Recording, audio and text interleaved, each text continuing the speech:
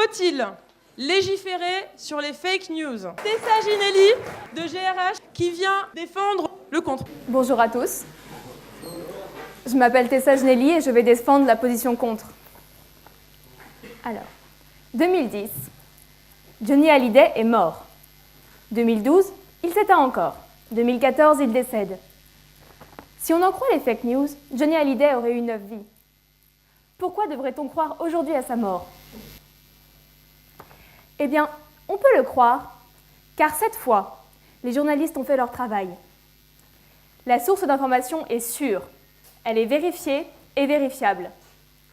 Et donc, ce n'est pas une fake news, car les fake news sont des informations délibérément fausses ou truquées, émanant en général d'un ou de plusieurs médias, d'un organisme ou d'un individu.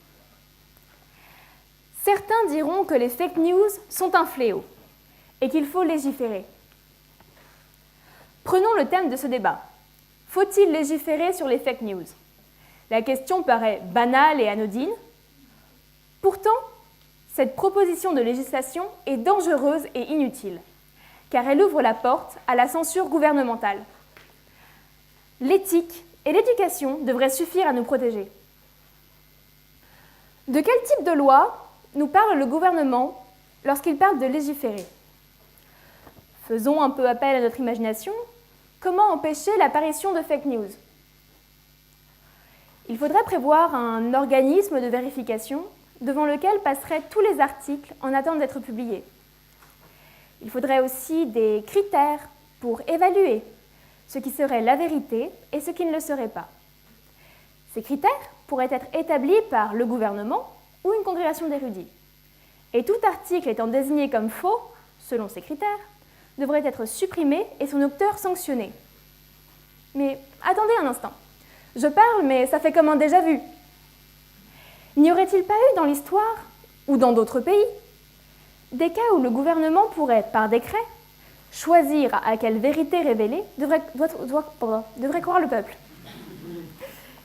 Et oui, le contrôle de la presse est l'outil des totalitarismes, mais aussi une arme de la guerre d'idéologie entre les grandes puissances économiques, capitalistes ou communistes. Prenons la Corée du Nord. Selon Sputnik News, une agence de presse alternative, 95% des informations publiées sur le régime nord-coréen sont fausses. Que ce soit dans le pays ou dans la presse internationale. Si nous nous laissons faire en France, nous allons droit au désastre. Voter ce genre de loi, c'est ouvrir la boîte de Pandore vers un pays d'ignards complotistes noyés dans des informations orientées et censurées visant à étouffer notre intellect. Vous voyez bien ce qui se passe aux États-Unis. Le manque d'éducation permet la résurgence de mythes sans aucun fondement ni preuve. Certaines tranches de la population américaine croient encore que la Terre est plate et au centre de l'univers. Dans leurs écoles, la théorie créationniste biblique est étudiée au même niveau que les théories évolutionnistes qui sont, elles, prouvées.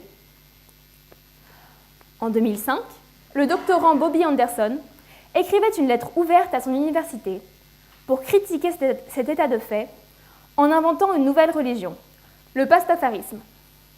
Cette boutade a, par accident, démontré que si le lecteur ne demande aucune preuve, un raisonnement bien écrit et basé sur de simples rapprochements est aussi crédible que n'importe quelle croyance. Le monde pourrait parfaitement avoir été créé par un plat de spaghettis géants invisibles.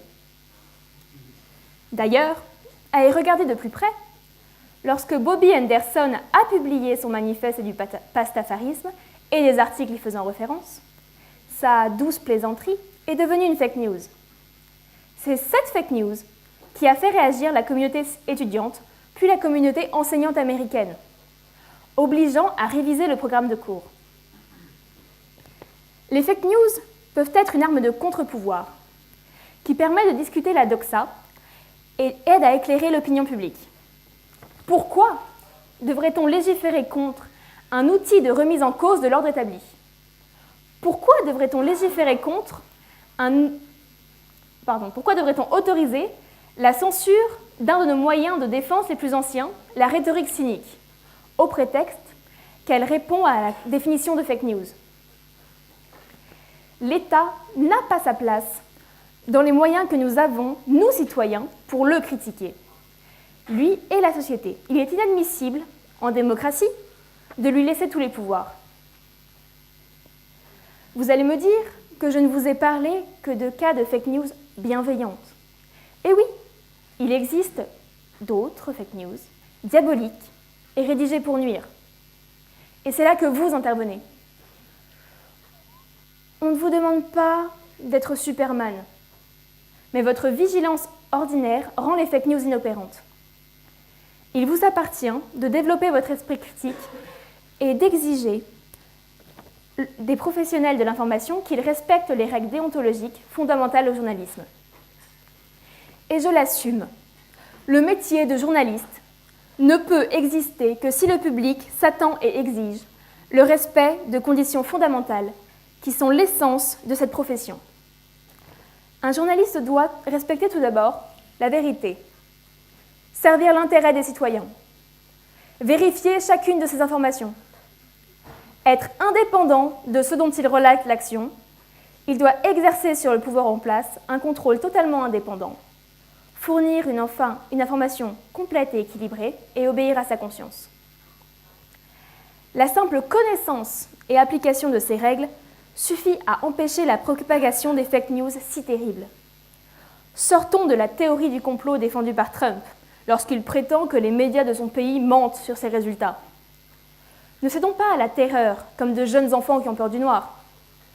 On veut nous effrayer pour mieux nous précipiter dans un engrenage irrésistible qui serait fatal à nos droits constitutionnels. Légiférer sur les fake news est inutile et insulte notre intelligence. L'État insinue que nous sommes trop stupides pour reconnaître une fake news, que nous sommes faciles à manipuler. Il est temps de prouver à notre gouvernement qu'il a tort. Cessons de tout croire sans preuve. Je dis non à la légifération.